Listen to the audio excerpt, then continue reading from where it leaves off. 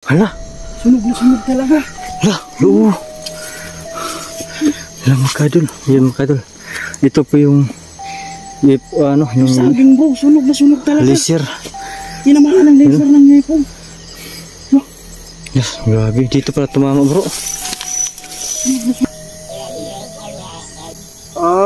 Ganun po ba yung kaibigan? So, mga ka-idol, ganito. Yung sabi po sa kaibigan po natin, yung kumukuha po sa kasamaan nila, yung alien, is yung UFO pala ay ibang grupo yun. At yung kaaway po nila, yun po ang nagsakop sa kanilang planeta at nagwasak sa kanilang planeta, mga ka-idol. So, ganito, paano to, kaibigan, is nandun na po, kinukuha na po yung kasama mo doon sa UFO. So yan mga ka-idol, mga kamangkiting Adventure TV, patuloy tayo. So ganito po mga ka-idol, ay hahanapin po natin yung kasamahan po, no? Kasi po yung kaibigan po namin yung alien po ay kinuha, no? Sinuyo po sa UFO mga ka-idol, kaya maghanap po kami ng kasamaan nila. Kasi po hindi namin alam kung kaaway ba nila yung nagkuha sa kanila, yung alien. Ingat, alerto bro ha? So bro, kaya maghanap po kami dito.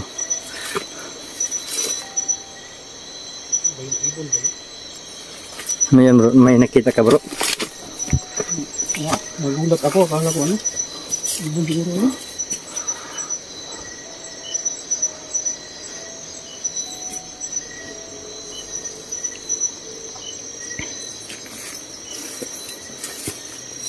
Patuloy tayo dito mga ka-explore.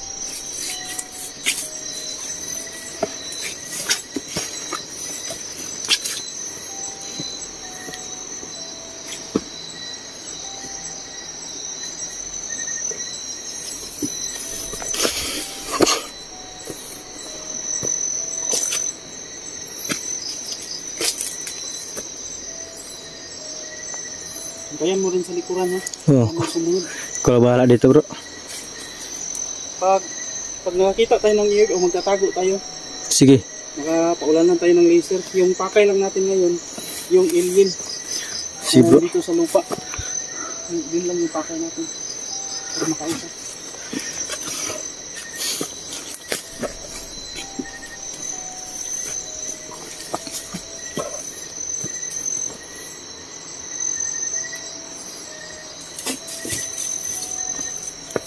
So ayan po mga kadol, medyo nakabaho tayo na, pero kailangan po natin subukan to at kailangan po natin maghanap nung kasama ng mga alien, no?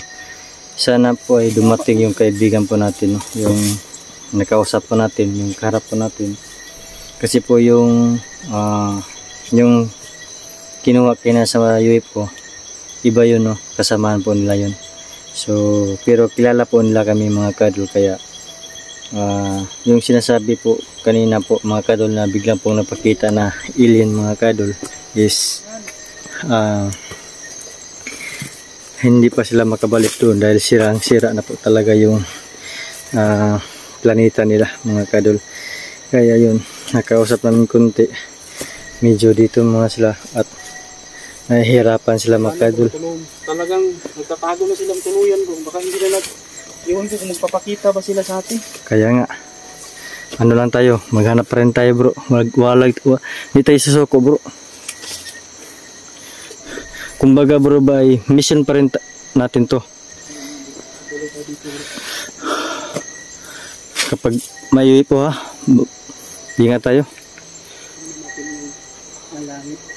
Kapag meron tayo nakikita ng UFO, agad talaga hindi tayo magpapakita.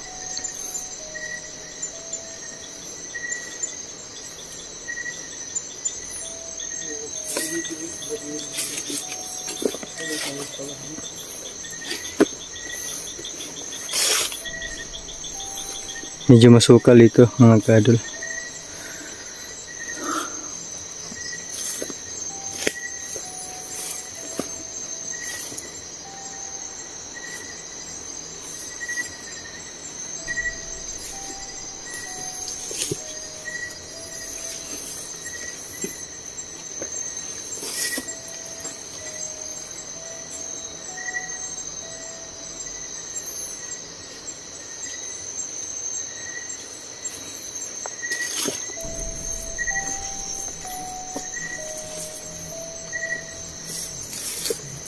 Kaibigan. Kaibigan. Pakita ko kayo. Kaibigan yun.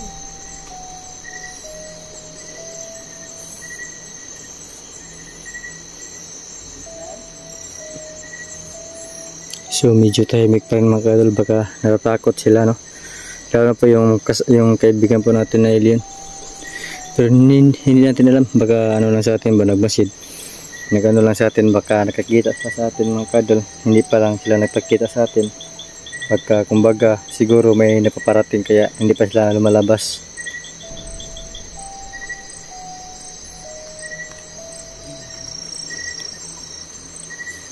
Bro, mayo po. Mayo po ano. Tago na tayo dito.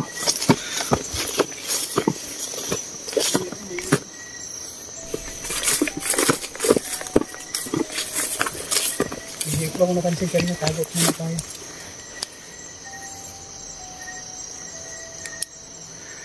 Tago muna kami mga ka-idol, no? Kasi sobrang hirap po dito dahil po yung hindi pa napagkita yung kasama natin, yung kaibigan natin alien. Kaibigang alien, magpakita po kayo. Gusto po namin kayo makausap, meron lang talaga kaming itatanong.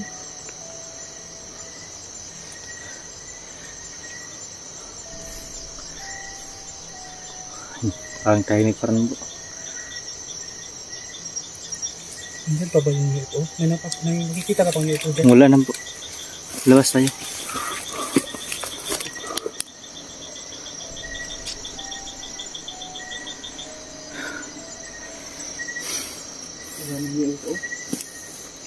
Sige. Patuloy tayo.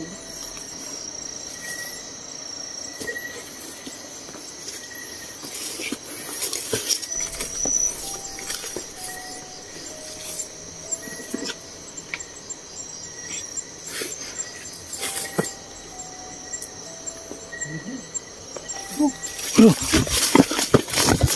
naalala mo yung niratratan tayo ng laser? Yung iba dito pala tumama. Hala. Sunog na sunog talaga. Hala, oo. Hala mga ka-idol. Yan mga ka-idol.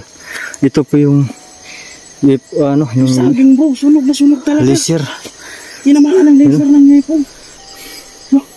Yes, grabe. Dito pala tumama bro. Sunog na sunog talaga yung lupa makikita yung Bro, lupa mo. mas maganda to balikan itong araw to bro. Okay ba? Pwede bro. Para mas makita nila nga sunog talaga yung Sunog tinamaan ng mga laser. yung mga kadilo. Sunog yung sunog. Grabe to. Sunog talaga. Buti dito tumama, hindi sa amin. Yan. So, dito. Pakita mo, sunog. Dito tumama mga kadol. Sunog talaga. Yung mga laser na Tinamaan ng laser. yung pinaulanan po, no. So dito po mga kadol. Dito pa tumama. Sabi tinamaan, sunog. Yun, dami yun. Yun o. Yun o. Hindi natin mabuti kung papawid kung naniliit ko na naman. Inupansin ka bro?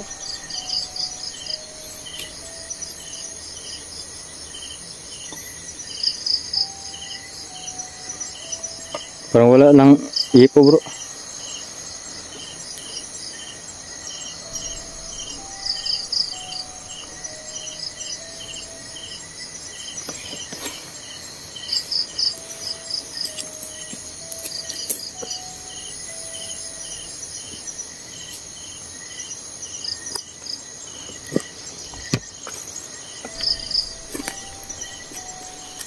Bro, Pero may alien doon sa inahan bro.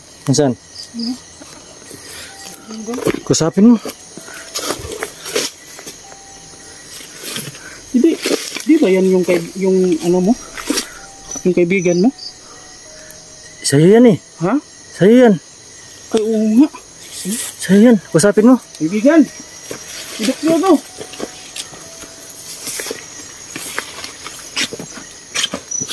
Lapitan natin, kunti. Bro, may isa pa. Uy, may isa dun bro. Uy, yala nga. Uy, yung kaibigan ko bro.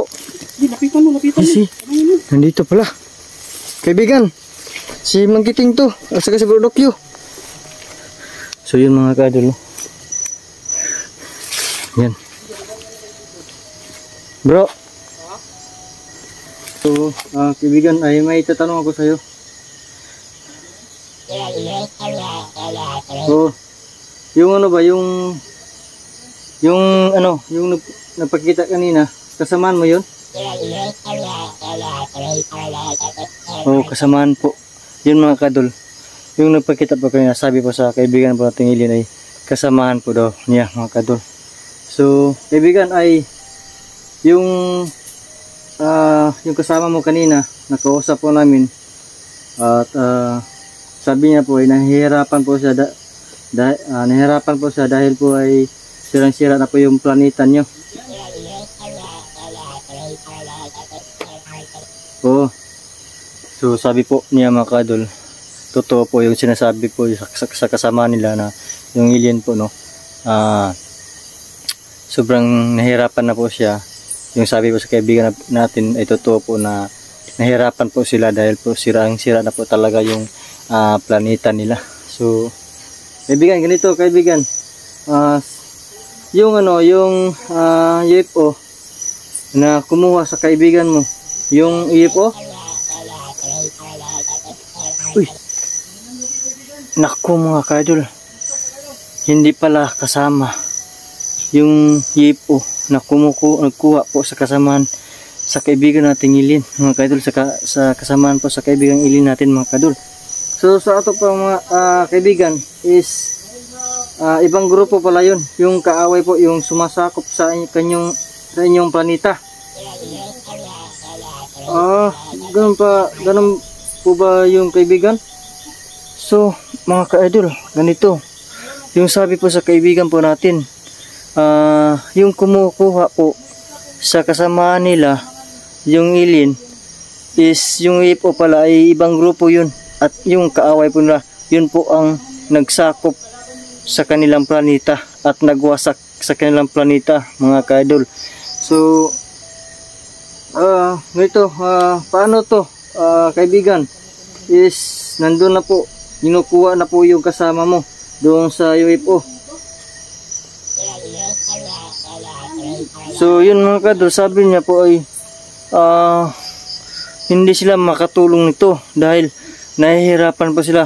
Paano hindi po sila makarating doon dahil wala po sila mga sasakyan na UFO dahil kinukuha na ibang grupo ng alien. So mahihirapan sila paano iligtas. So ganun mga kaibigan. So ganito, nga pala, gusto ko talaga yung malaman kung ano po yung pangalan mo. Oh, sige. Oh, sabi po mga kadol, hindi ko lang yun po yung hindi ko lang babanggitin yung pangalan. Sabi po niya, hindi ko isasabi daw dito sa camera. So, oh, sige. Oh, paalam po mga kaibigan. Oh, sige. Maraming salamat po talaga at magandang gabi po ulit. Oh. So yun mga kadol, wala na po yung kaibigan natin at nahihirapan po sila kung paano po mailigtas yung kasama nila mga kadol. So yun, wala na. So sobrang mga kadol, sobrang nakasakit ng damdamin sa nangyari ng kasamaan nila, no. So buti dumating yung kaibigan po natin at yung sagot po natin, yung hindi po natin nasasagot ay nasasagot na, no. So bigla lang sila dumadating mga kadol. So